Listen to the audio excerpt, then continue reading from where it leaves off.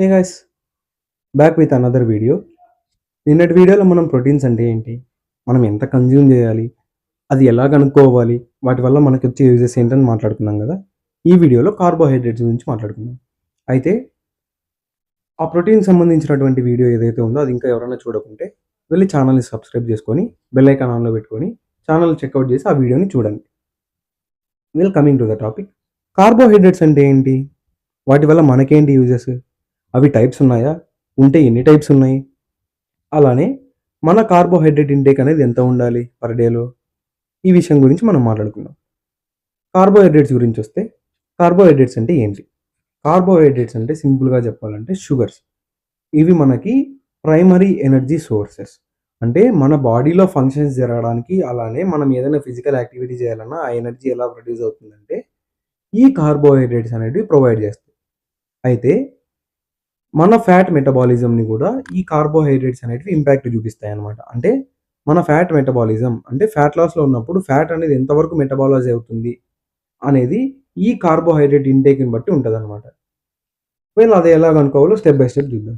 ముందుగా కార్బోహైడ్రేట్స్ అంటే నేను మాట్లాడుకుందాం. ఇవి ఎక్కడి నుంచి వస్తాయని మాట్లాడుకుందాం ఇప్పుడు. వీటి సోర్సెస్ ఏంటి? ఇవి మనం డైలీ తినే ఫుడ్లోనే వస్తాయి. ఫర్ ఎగ్జాంపుల్ రైస్ నుంచి వస్తాయి, బ్రెడ్ నుంచి వస్తాయి, బ్రౌన్ రైస్ నుంచి వస్తాయి, ఓట్స్ నుంచి వస్తాయి, హోల్ గ్రెయిన్స్ నుంచి వస్తాయి, లెగ్గిన్స్ నుంచి వస్తాయి, ఎక్సెట్రా. అయితే వీటి టైప్స్ ఏంటి? ఇవి అసలు టైప్స్ ఉన్నాయా? ఎన్ని టైప్స్ ఉన్నాయి? ఇవి టైప్స్ ఉన్నాయి. అవి 2 టైప్స్. ఈ 2 టైప్స్ గురించి మాట్లాడుకున్నట్లయితే first one simple carbohydrate, second one complex carbohydrate. Simple carbohydrate అంటే సింపుల్ షుగర్స్ అని.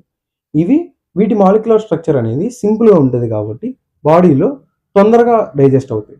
తొందరగా డైజెస్ట్ అవ్వడం వల్ల ఎనర్జీ ప్రొడక్షన్ కూడా ఫాస్ట్గా ఉంటుంది. అంటే సింపుల్గా చెప్పాలంటే హై ఎనర్జీ ప్రొడక్షన్ అని చెప్పొచ్చు. ఇవి ఎక్కడి నుంచి వస్తాయి? ఇవి ప్రాసెస్డ్ ఫుడ్స్ లేదా రిఫైన్డ్ ఫుడ్స్ నుంచి వస్తాయి. మనం తినే వైట్ రైస్లో ఉంటాయి, అలా ఇంకా చాలా ఫుడ్ ఐటమ్స్లో ఉంటాయి. కాంప్లెక్స్ కార్బోహైడ్రేట్స్ గురించి మాట్లాడుకున్నట్టయితే ఫస్ట్ కాంప్లెక్స్ కార్బోహైడ్రేట్స్ అంటే ఏంటి? ఒకటి కంటే ఎక్కువ సింపుల్ కార్బోహైడ్రేట్స్ కలిసి ఉంటే వాటిని మనం కాంప్లెక్స్ కార్బోహైడ్రేట్స్ అంటాం. వీటి మాలిక్యులర్ స్ట్రక్చర్ అనేది పెద్దగా ఉండడం వల్ల, అంటే లార్జ్గా ఉండడం వల్ల మన బాడీలో వీటి డైజెషన్ రేట్ అనేది స్లోగా ఉంటుంది. అంటే మన బాడీ వాటిని బ్రేక్ డౌన్ చేయడానికి ఎక్కువ టైం తీసుకుంటుంది అని అర్థం. అయితే ఇవి ఎక్కడి నుంచి వస్తాయి? ఇవి మనం తినే లెగ్యూమ్స్ నుంచి వస్తాయి, హోల్ గ్రెయిన్స్ నుంచి వస్తాయి, ఓట్స్ నుంచి వస్తాయి, బ్రౌన్ రైస్ నుంచి వస్తాయి. వెల్ వీటి డైజెషన్ అనేది స్లోగా ఉంటుంది కాబట్టి వీటి నుంచి వచ్చే ఎనర్జీ ప్రొడక్షన్ కూడా స్లోగానే ఉంటుంది. సింపుల్గా చెప్పాలంటే లో అమౌంట్స్ ఆఫ్ ఎనర్జీని ప్రొడ్యూస్ చేస్తాయి ఈ కాంప్లెక్స్ కార్బోహైడ్రేట్స్ అనేటివి.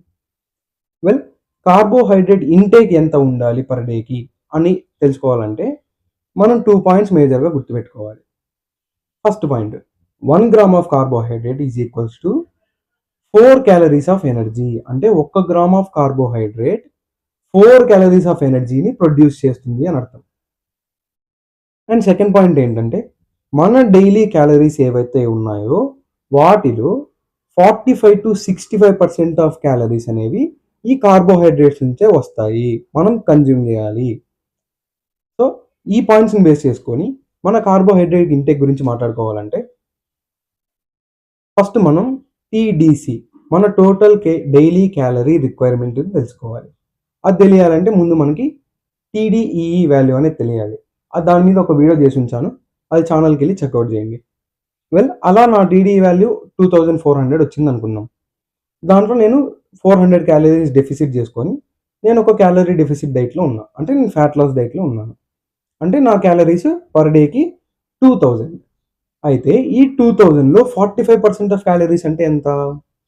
900 క్యాలరీస్. ఈ 900 క్యాలరీస్ని బై 4తో డివైడ్ చేయాలి. అంటే ఒక calorie 1 gram of carbohydrate 4 calories of ఎనర్జీని ప్రొడ్యూస్ చేస్తుందని చెప్పాను కదా. అలా ఈ 900 క్యాలరీస్ బై 4 వేసినట్టయితే 225 క్యాలరీస్ వస్తాయి. అంటే 225 గ్రామ్స్ ఆఫ్ కార్బోహైడ్రేట్స్ అని అర్థం, క్యాలరీస్ కాదు గ్రామ్స్. అలానే ఈ 2000 క్యాలరీస్ ఏవైతే ఉన్నాయో నేను పర్ డేలో కన్జ్యూమ్ చేసేటివి, వాటిలో 65% ఆఫ్ క్యాలరీస్, అంటే ఆ 65% ఆఫ్ క్యాలరీస్ ఈ కార్బోహైడ్రేట్స్ నుంచి వస్తున్నాయని అర్థం. దాన్ని మల్టిప్లై చేసినట్టయితే 2000 ఇంటూ 65% చేసినట్టయితే 1300 క్యాలరీస్ వస్తాయి. ఈ 1300 క్యాలరీస్‌ని డివైడెడ్ బై 4 వేస్తే నాకు 325 గ్రామ్స్ వస్తాయి. అంటే నేను క్యాలరీ డెఫిసిట్‌లో ఉన్నంత వరకు, నేను ఫ్యాట్ లాస్‌లో ఉన్నంత వరకు నేను పర్ డేకి ఎన్ని క్యాలరీస్ కన్జ్యూమ్ చేయాలి?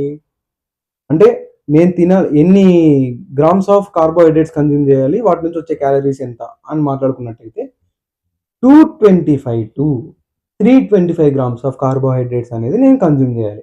అలా చేసినట్టయితే నేను క్యాలరీ డెఫిసిట్‌లో ఉంటూ అలా చేసినట్టయితే నేను గ్రాడ్యువల్‌గా ఫ్యాట్ లాస్ అవుతూ వస్తాను. నాకు రిజల్ట్ మంచిగా ఉంటుంది. అలా మీరు గూడా మీ టీడీఈ వాల్యూని కనుక్కొని మీరు క్యాలరీ డెఫిసిట్‌లో ఉన్నారా? సర్ప్లస్‌లో ఉన్నారా? అనే దాన్ని బట్టి మీ డైలీ క్యాలరీస్ ఎంత ఉన్నాయని తెలుసుకొని, అలానే ఈ కార్బోహైడ్రేట్ ఇంటేక్ ఎలా తెలుసుకోవాలి అని ఇప్పుడు చెప్పాను గదా! ఆ విధంగా మీరు గూడా మీ డైలీ క్యాలరీస్ నుంచి ఎంత percentage of calories me carbohydrates నుంచి వస్తున్నాయనేది తెలుసుకొని నాకు కామెంట్ సెక్షన్‌లో మెన్షన్ చేయండి. నేను రిప్లై ఇస్తాను.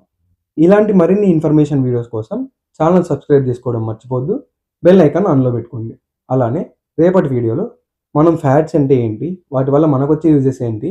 మన ఫ్యాట్ లాస్‌లో ఉన్నంత వరకు ఫ్యాట్స్ అనేటివి ఎంత రోల్‌ని ప్లే చేస్తాయి? అలానే ఫైబర్ అంటే ఏంటి? వాటి వల్ల మనకొచ్చే యూజెస్ ఏంటి? ఫ్యాట్ లాస్‌లో ఉన్నంత వరకు ఫైబర్ అనేది ఏ రోల్ ప్లే చేస్తుంది? ఎంతవరకు రోల్ ప్లే చేస్తుంది? అవి ఎంతవరకు ఇంపార్టెంట్ అనే విషయం గురించి రేపటి వీడియోలో మాట్లాడుకుందాం.